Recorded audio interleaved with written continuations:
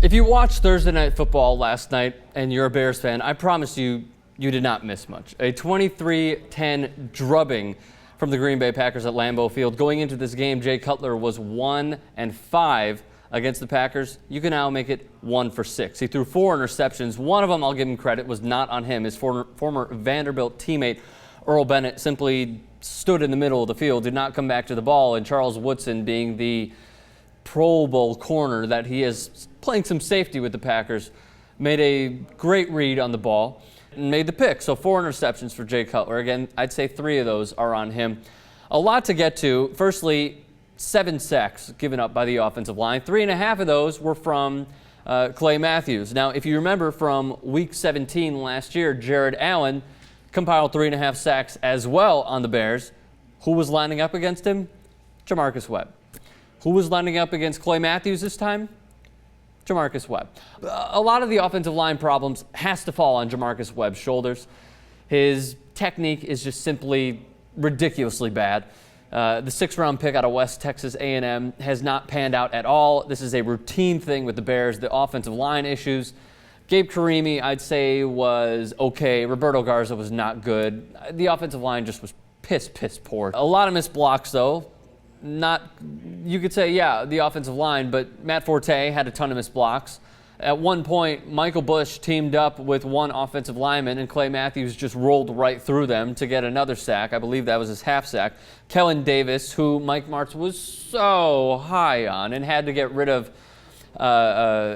Greg Olsen because he didn't fit his scheme. They could certainly use a good pass-catching tight end like Greg Olsen right now. Kellen Davis missed a block. I'm starting to come around that Kellen Davis is just not a good football player, to be honest with you. One point in the game that possibly could have made a shift in the Bears' favor is when Brandon Marshall dropped an easy touchdown pass, making a 9 route. It was the perfect call against the Packers' defensive scheme. He has the 2nd most drops since 2006 behind Terrell Owens. You have to give some credit, and I absolutely will, to the Packers defense, playing their basically double team on Brandon Marshall. You had Tramon Williams short, and then you had Morgan Burnett over. It was basically a 2-man over on Brandon Marshall. Did not even have a target for the entire first half. Cutler kept looking his way, and it seems like it's so easy to shut down the Bears offense now. You double team Brandon Marshall, Jay Cutler realizes that he has no one to throw to, and once he tries to buy time, the pocket collapses and he runs out of time. A shift in this game was when, on 4th down, the Packers went for a fake field goal. And again, another perfect call by Mike McCarthy and the Packers. Tom Crabtree pulled, and so did one of their offensive linemen. And it was just a humongous hole. Again, the perfect call because both corners on the Bears are going to basically come in like this from an angle. Lovie Smith even admitted that they were going for the block on this play. It was the perfect call, an easy touchdown. Cedric Benson was absolutely dominant. The former Bears player looked like his old Texas running days when it was just strong run after strong run, catching passes out in the flat, dominating performance, even though he didn't eclipse 100 yards. A few mistakes from the Bears. Gabe Carimi personally had a horrible penalty, and JR and I were talking before the game how it's always the guy who retaliates.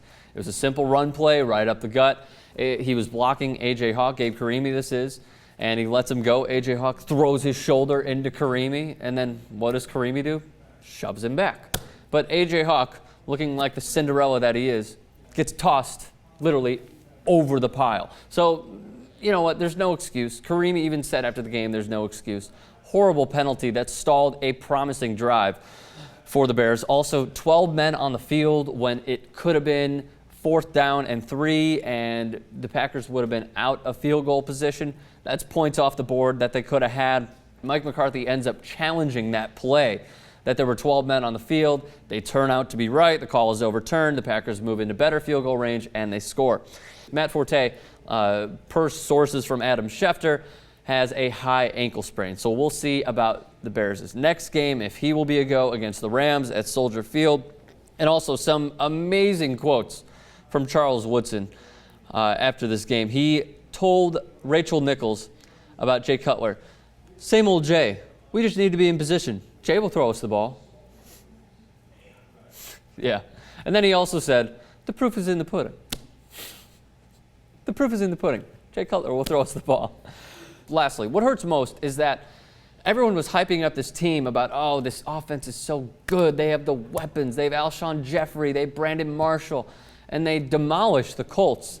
A breakthrough offensive performance that I have never seen from a Bears offense. And then they go and lay an egg in Lambeau. I understand they're not that good in Lambeau. Cutler is terrible against the Packers. But overall, I'm not sure what hurts the most.